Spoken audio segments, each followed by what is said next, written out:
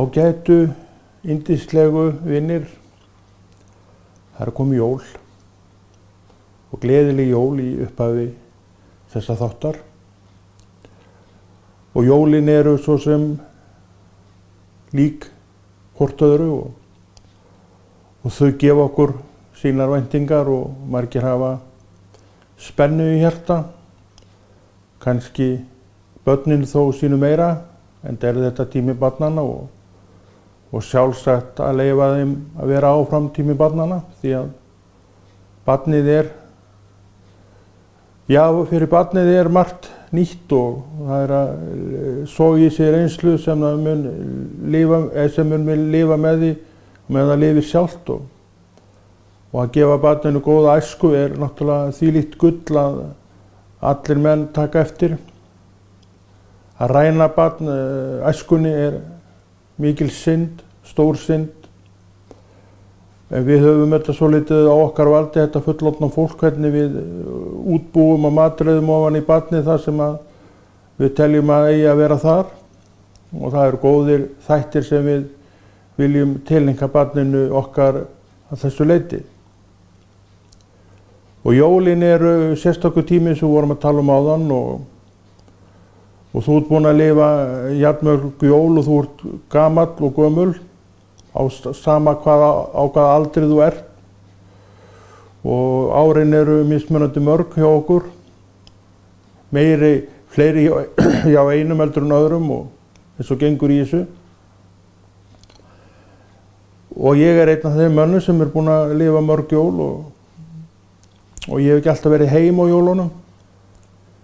Þeir tímar voru í mínu lífi að ég stundaði sjó og á þeim tíma sem ég var á sjó að þá var ekkert verið að miðanettið skip togarana heim á jólum. Þetta var gert í því að koma þeim út fyrir jólin. Sjálfur man ég eftir atviki í kringum 72-73 eitthvað svoleiðis að ég leysti vin minn af sem var á togar úr Hafnarfirði. Og við fórum rétt fyrir jólin, fórum á Þorláksmessu. Ég man ekki hvort tíminn var 8 kvöldið eða 10 kvöldið. En þær reglur voru komnar þá alltént að væri skipið ekki farið miðnætti þá bar því að vera bundið áfram yfir jól. Þannig var þetta nú þá. Þannig að menn gerðu allt sem þeir gátu til þess að skipið væri ekki bundið svo lengi og það tókst. Við fórum man ekki 8 eða 10 kvöldið og þetta var bara, sagði enginn neitt við því, þetta bara var svona, þetta var bara reglan og þetta var einhvað sem við bara vissum og gengum út af sem vísu. Tími borð í skipi og jólum var ekki slæmur, þetta var ágætis tími. Við gerðum vel við okkur í mat á sömu stöðum og voru uppi skreytingar í borðsalnum þá mest. Menn hengdu upp jólaseríur og jólaseríur og einhverja svona greinar sem til á jólum. Það var svona reynt að gera svona dagamun og hafa þetta öðru sem venjulega og sem líkast í eins og við þekkjum bara í landi. Því öll höfðum við auðvitað reynslu af jólum í landi og vissum alveg hvernig þau fara fram þar og það var svona reynt að líka eftir því eins og þótti bara hæfa. Og á aðfangadagskveldi, þegar fór að draga að aðfangadeginum, það byrja nú klukkan 6 eins og menn vita, klukkan 4 þann dag sem aðfangadagurinn var híft. Þetta var svona reglan. Og mönnum gefinn kostur á að ganga frá aflanum og komast sér í sturtu og skipta föt, flestir gerðu það nú og koma mæta klukkan 6 hreinir og fínir og nýrakaðir og allt saman það. Og þar beið uppdekkað borð. Oft voru þessir kokkar borð í skipunum, listakokkar og kunnu til matsgerðar eins og bara best verður á kosið. Það var ekkert undan því að kvarta.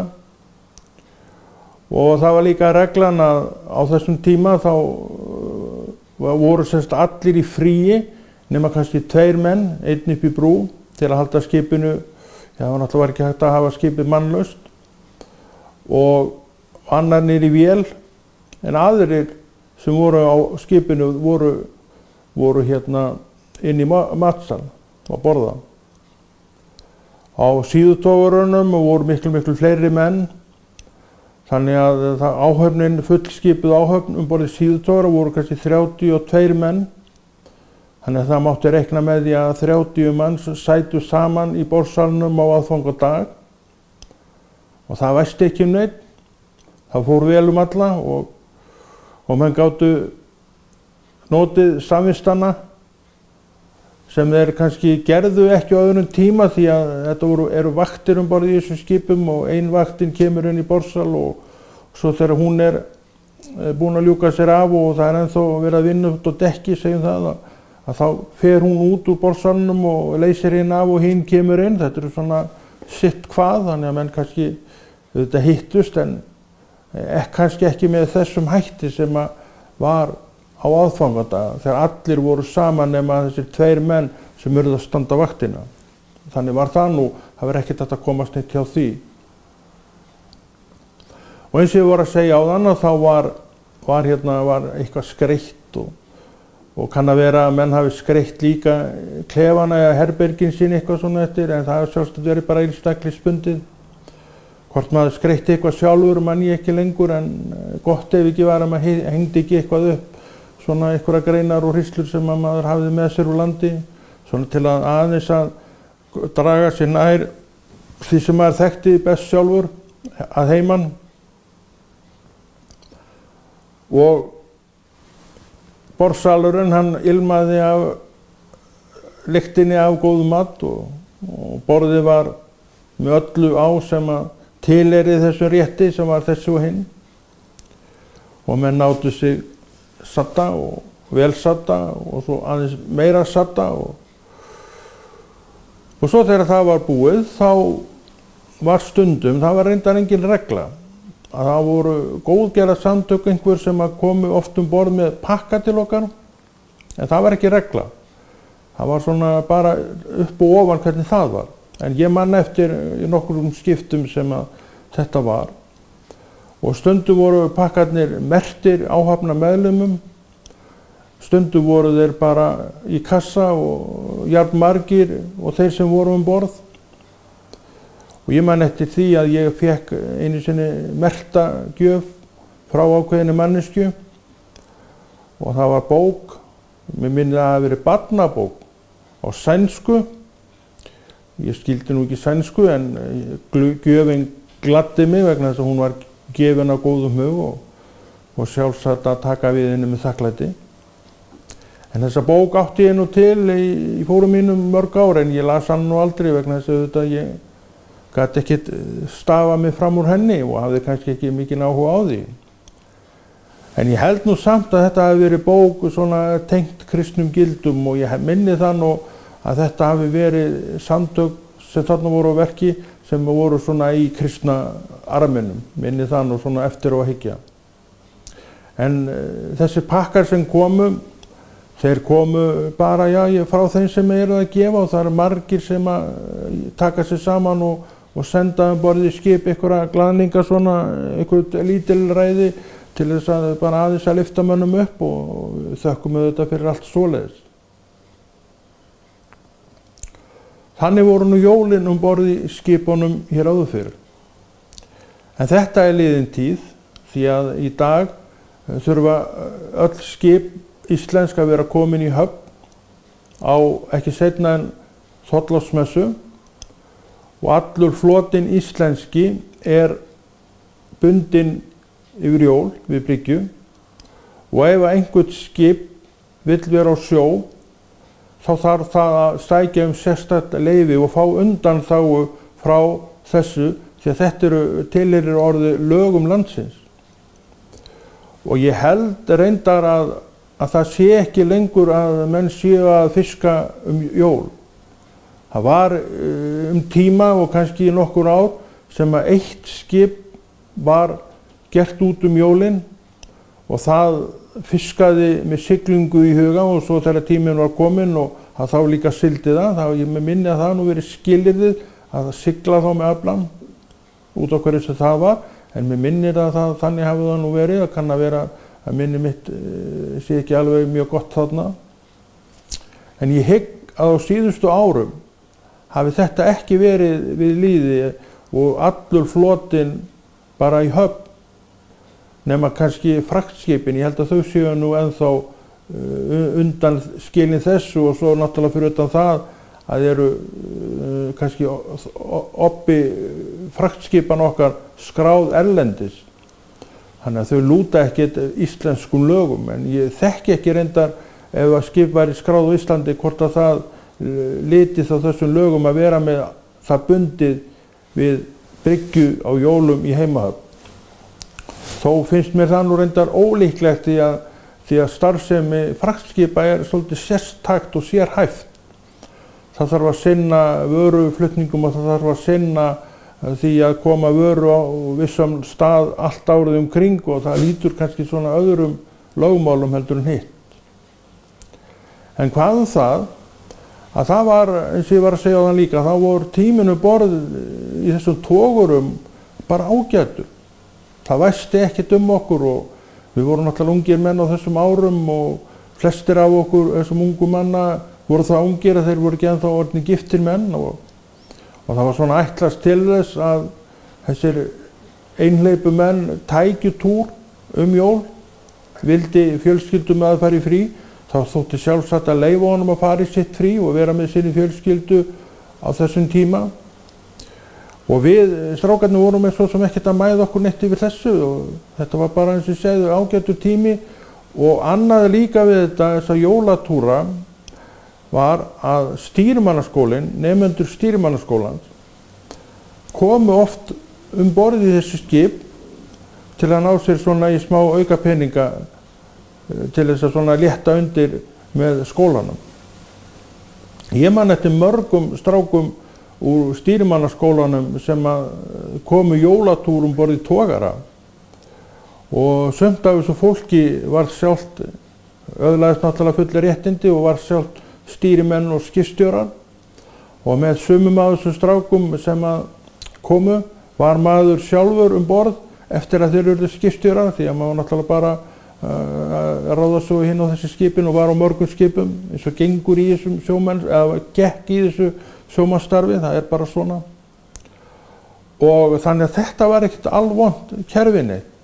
Þetta gaf sinn möguleika fyrir ýmsa, og til að mynda fólk sem stundaði nám í stýrimannaskóla Íslands, og þeir voru bara fegnir því, þessi strákar, að koma og taka á því með okkur og fá í staðinn kannski einhvern nöyr í vasann, og oftar siglt, og þá fenguðu tollinn, og það var nú fyrir marga bara flott. Þannig að þeir fenguðu bjór og svo framvegis sem ekki var nú til í landinu þá. Þannig var þetta nú bara í þann tíð og ekkert alvont neitt með það. En trúarhliðina, veit ég ekki, svona, það maður var nú sjálfur ekki trúaður þá, og ekki minnist ég þess nú að nokkur maður hafi nokkun tíman stunið upp bæn eða lesið í Biblíu. En samt var það nú þannig, ef það náðist útvarpið, sem var nú eftir dyntin og dantin, það náðist ekki alltaf útvarp, það var nú reynt að hlusta á messuna klukkan 6. Ég held að allir hafa nú viljað það, bara svona fundist að mjög tilheyra þessu andartaki sem þeir voru á í kringum jólin. Þannig að ég minni það nú að það hafa nú allavega verið í góðu lagi. En hvað það að, svo fóru menn náttúrulega, hlustuðu á jólakveðjurnar í Ríkisútvarpinu, það var nú bara ein rás þá, rás 2 kom ekki fyrir löngu seinna. Og það var eins gott að muna frá, og stundu kom fyrir að menn borð fengu kveðju, og þá var eins gott að muna frá hverjum kveðjan var, því að það var ekkert gaman fyrir þann sem fékk kveðjuna að fá ekki líka með hver sendi. Það gat valdið misskilningi, og svo sem hægt að skilja það. Það var eins gott fyrir hann sem á annar borð flutti kveðjuna að hafa með allan pakkan. Og svona það gekk nú ýmsu með það, en menn reyndi vildu allavega að fá alla línuna með en skilji ekki eitthvað eftir. Það er mikilvægasta sem var auðvitað frá hverjan var. Þannig að það gekk á ýmsu þar. En tíminn borð í þessum skipum var bara fínn. Þetta er svona eftirminnilegu tími og fyrir mér er þetta bara tími svona róleg þetta. Þetta var rólegt yfir þetta á þessum tíma og svona ekki mikill atgangur og hasar og læti, einhvern veginn svona værið yfir og bara kannski var eitthvað í hjarta mannanna sem bara sagði þeim að vera ekki mikið að æsa sig þessa stundina og þannig að kristin gildi þau ná nú víðar en við kannski gerum okkur alltaf grein fyrir og þetta upplifði maður nú sjálfur og er svona minnistætt, svona þetta var svona rólegt yfir og svona værið fannst manni yfir fólkinu, svona eftir á að hyggja. Og það er ekkert nema bara gott við það í sjálfu sér. Hvað sem okkur finnst það seinna og í dag þetta allt saman. En trú, ég man ekki eftir því mikið borð í þessum skipum að menn væru neitt að velta henni fyrir sér. Eins og ég sagði áðan, þá man ég ekki eftir einu skipti þar sem að menn lásu upp úr Biblíunni eða hvað sem þeir gerðu síðan inn í herbyggjunum sínu, það veit ég ekkert og pældi ekkert í og spurðist aldrei neitt fyrir En svona opinberlega inn í borðsalinn þar sem svona fjöldinn var þetta ekki gert. Og ég man reyndar aldrei eftir því eftir nokkru manni sem að greip Biblíu og las í Biblíunni. Og hvort hún var til, ég bara man það ekki. Ég er ekkert viss að það hafi verið svona yfirleitt. En þetta var trúin þá eins og núna, þó hún blundaði ekki öllum hjörtum frekar en núna. En hérna það er jólaguðspjallið, það er alltaf til síðs að lesa það og við gerum það nú líka hérna núna. Af því að við segjumst vera trúaðir menn í dag allavega, þá finnst okkur tilheiðilegt að lesa jólaguðspjallið og jólaguðspjallið finnum við í Lúkasarguðspjalli, 2. kafla og lesum frá og með 8. versi og þá hljómar það svona. En í sömu byggð voru hirðar út í haga og gættu nóttina hjarðar sinna. Og engill drottins stóð hjá þeim og dýr drottins ljómaði kringu þá, þeir urðu mjög hræddir. En engilli sagði við þá, verið óhræddir, því sjá, ég boða þér mikinn fögnuð sem veitast mun öllum lýðnum. Yður í dag frelsari fæddur sem er Kristur drottinn í borg Davíð. Og hafið þetta til mark, til munu finna ungbarn reifað og lagt í jötu. Þannig kom nú drottinn til okkar, frelsarinn sjálfur, sem svo, sumir vilja ekkert með hafa en aðrir elska og dyrka þetta og hafa alltaf stund fyrir. Svona er trúin, hún gefur okkur þetta.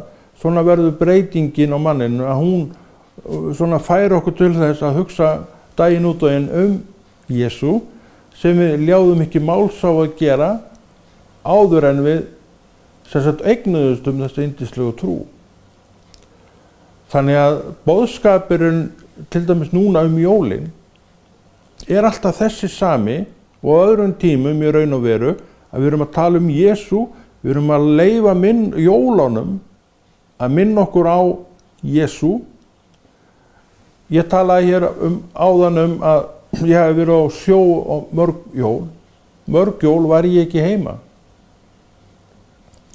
En þá átti ég enga trú.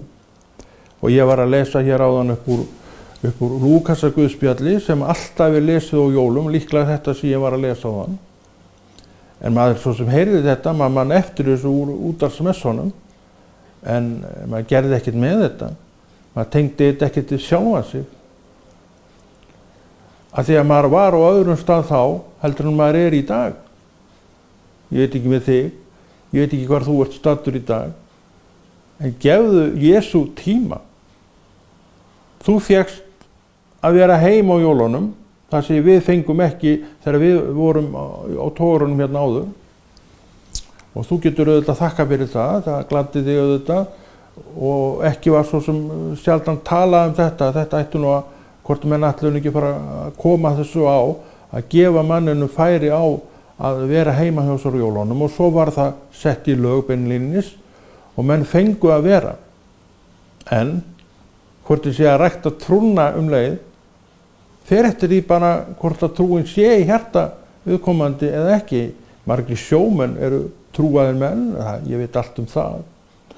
En trúin þar svona upp og ofan, og margir eiga eftir að stíga þessi skref inn í trúna. Og þeir kannski að fyrir einhvern verða jólin þess valdandi að hann tekur afstöðu með Jesú. Og þá verður hann eins og ég að ég fer að elska það sem ég áður kannski vildi ekkert með hafa. Svona Jesús. Hann breytir afstöðu minni frá því að vera sér andsnúin yfir það að vera sér hlynnt.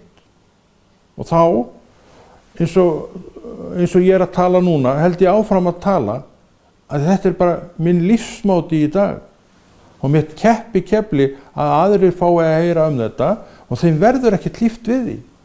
Því að það eitthvað í hjartanu sem raunverulega ýtir okkur alltaf áfram í þetta verk, og nú eru jól og upplagt að nota tíman til þess að gera mitt þetta, segja mönnum frá því að það var unnið frelsisverk. Frelsi frá hverju? Frá því afli sem leiður okkur til dauðan, það snýst allt þetta mál.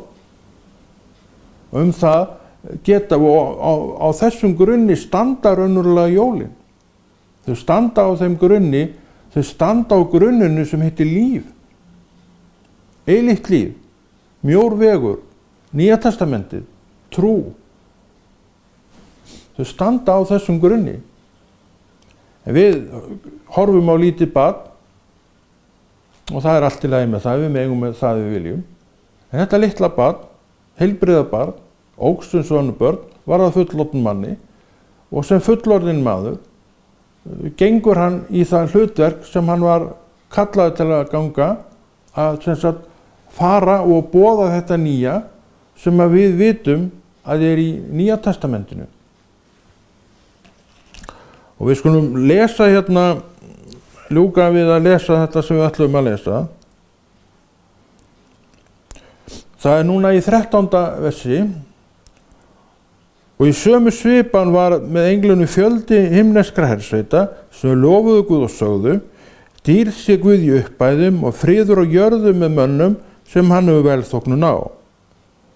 Þegar englarnir voru farnir, sögðu hirðarnir sín á milli: förum beint til Betlehem að sjá það sem gjörst hefur og Drottinn hefur kunngjört oss.